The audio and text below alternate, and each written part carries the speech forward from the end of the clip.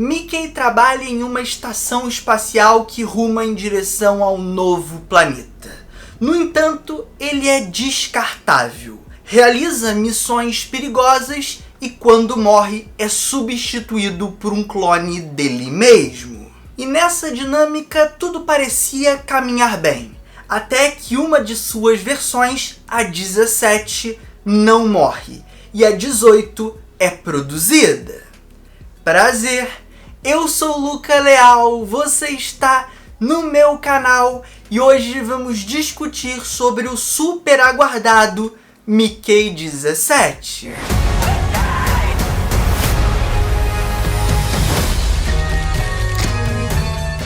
Esse é o mais novo filme de Bong Joon-ho, cineasta que ganhou o mundo com Parasita, filme de 2019 que levou uma série de prêmios, além do reconhecimento do próprio público. É um grande fenômeno.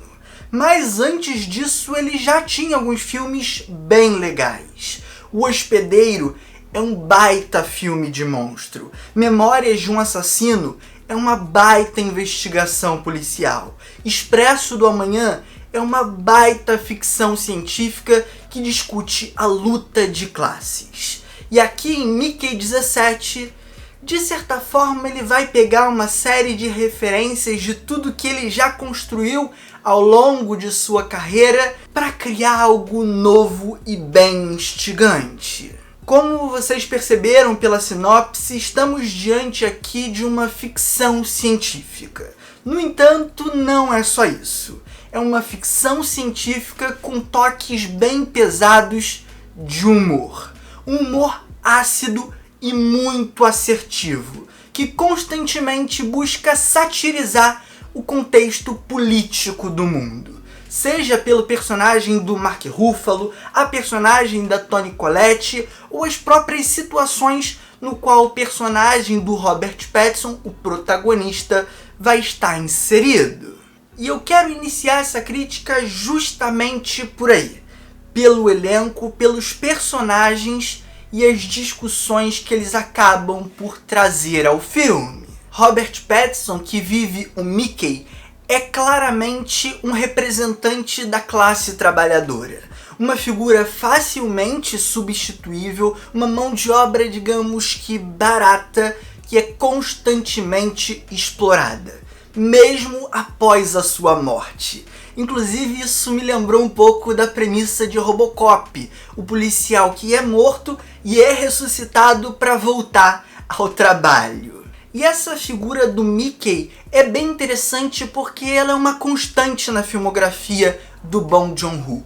Existe em quase todo o filme dele, se não em todo o filme dele, um representante dessa perspectiva. Em alguns dos filmes no protagonismo, em outros como coadjuvante, e aqui nesse caso ele ganha todo um destaque especial que eu gosto bastante. Principalmente pela forma um tanto ácida com que ele encara as situações. O Mickey é o narrador dessa história. Ele vai nos apresentando essa trama a partir do seu ponto de vista. Um ponto de vista um tanto quanto cínico, agridoce. Existe um humor negro muito forte na visão de mundo desse personagem, que mesmo estando na pior, ainda assim vai fazer um comentáriozinho inteligente, vai ter a sua sacada. E é muito interessante também como aos poucos ao longo do filme ele vai tendo uma tomada de consciência, uma espécie de despertar. E a relação dele com os demais que estão acima dele na cadeia alimentar, digamos assim, vai também se adaptando a essa visão dele que se expande. E um dos personagens que estão nesse nível acima é o líder dessa estação espacial, interpretado por Mark Ruffalo. Ele já havia demonstrado que era bom na comédia, que era bom de timing, lá em Pobres Criaturas, o filme do Yorgos Lanthimos. Mas aqui ele dobra a aposta. Lá no começo eu disse que é um filme com um tom satírico, e muito dessa sátira, muito desse peso do filme está depositado sobre o Ruffalo, que se diverte no papel e encarna aqui uma amálgama de referências. O Trump, o Elon Musk, o Bolsonaro, tá tudo ali. Ele é aquele político que se vende como um outsider, um cara com mindset inovador, dono de empresas, que tem uma ambição muito grande, mas acima dessa ambição está o seu ego, que é enorme, é gigantesco.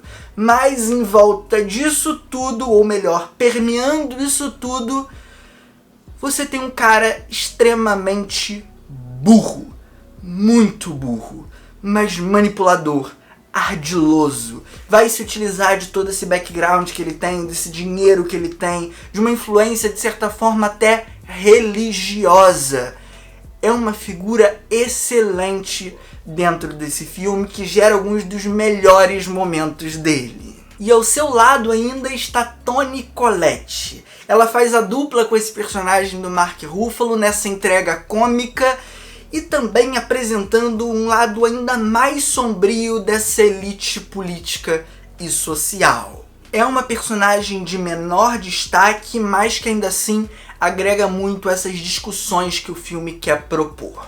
E falando nas discussões, a gente entra aqui no que talvez seja o calcanhar de Aquiles do filme. Ele se inicia com toda essa coisa política muito forte, inclusive com várias referências ao filme Tropas Estelares, do Paul Verhoeven, que é uma crítica ao fascismo. E aos poucos, todo esse cunho social, toda essa discussão, inclusive filosófica, sobre o eu, sobre o indivíduo, sobre esse operário precarizado, vai sendo colocada de escanteio. E quem ganha força é uma discussão sobre colonização, disputa de poder e narrativa, e uma intriga, digamos que romântica, que aparece ali meio do nada. Eu particularmente não gosto. E aí lá pro final do filme ele tenta retomar a discussão inicial, e eu sinto que a emenda não é bem feita. É um filme um tanto desconexo nesse sentido.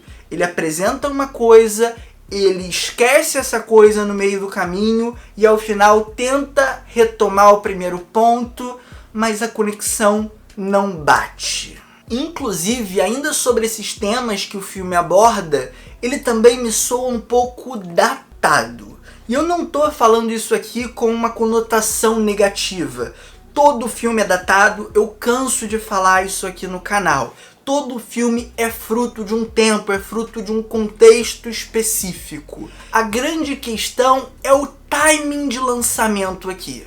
Esse é um filme que parece ter sido pensado e gravado pré-eleição do Trump, porém com as expectativas de que o Trump perderia.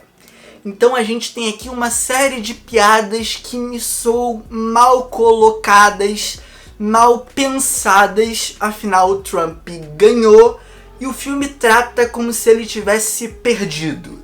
Não existe, obviamente, uma menção direta a ele, mas fica bem óbvia essa crítica que não funciona mais. E isso me leva a refletir, inclusive, sobre todos os adiamentos que o filme teve. Será que foi a distribuidora, a produtora, querendo segurar o longa para esperar o resultado da eleição? Fica a dúvida, não tenho certeza disso, mas é algo que me veio à cabeça. E voltando ao filme, como se em algum momento eu tivesse saído dele, acho que vale a pena a gente comentar um pouquinho melhor sobre o trabalho de câmera. Bong Joon-ho tem uma estética muito própria. A movimentação da sua câmera em todos os seus filmes é bem característica e muito próxima uma das outras. E aqui ele volta a repetir esse estilo dele, mas eu sinto que é ainda mais alinhado com o design de produção e com os atores. O que eu quero dizer com isso? A câmera opera muito bem dentro do cenário. E isso tem muito a dizer sobre o valor de produção do filme, o seu orçamento. Por ele ter um orçamento maior, o Bong Joon-ho consegue construir os sets de forma que atenda às suas necessidades. Não é aquele caso do diretor que tem uma câmera e tem que gravar no lugar que der, na escola que o estúdio conseguir arranjar, e com isso ele fica limitado. Não é o que acontece aqui. Ele tem total liberdade. E com isso a câmera passeia muito mais, brinca muito mais, acompanha os atores de forma magistral. É inclusive uma técnica, digamos assim, que está caindo em certo desuso, mas eu adoro.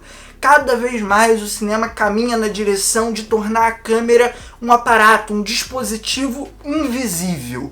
O zoom, por exemplo, que é uma técnica que de certa forma revela ao público a presença da câmera, foi abolido. É raro você ver no cinema contemporâneo, mas o Bong Joon-ho usa e abusa dessa técnica muito bem. E além disso, sob o design de produção, eu pontuo a excelente construção de mundo. Aquela nave que a gente vai acompanhar, aquela estação espacial, é espacialmente muito bem construída na cabeça do espectador. Com poucas cenas você já entende cada um daqueles ambientes. Não necessariamente como eles se conectam. Ao longo do filme isso vai se construindo de forma mais eficiente, mais consolidada. Mas logo de cara você já entende os seus cenários, você já entende o que ele pode explorar e como ele pode explorar. A sala, por exemplo, das transformações e das pesquisas científicas é muito interessante. O próprio dormitório do Mickey é muito interessante. Aquele hall com a escada é exaustivamente utilizado e funciona. Tudo nessa dinâmica um tanto quanto horizontal de filmar do Bong Joon-ho. Ele é um cara que passeia muito com a câmera da esquerda para a direita, repara isso. Inclusive, falando dessa dinâmica horizontal do filme, vamos falar um pouco da montagem, que não segue um caminho tão linear. Ela investe numa certa desconstrução a partir da liberdade que a narração do personagem do Robert Pattinson propõe. Ele, ao narrar, consegue espalhar, fragmentar momentos chaves dessa história. E, novamente, com aquele tom tanto quanto irônico, cínico, que acaba também incentivando a montagem a ser um pouco mais astuciosa.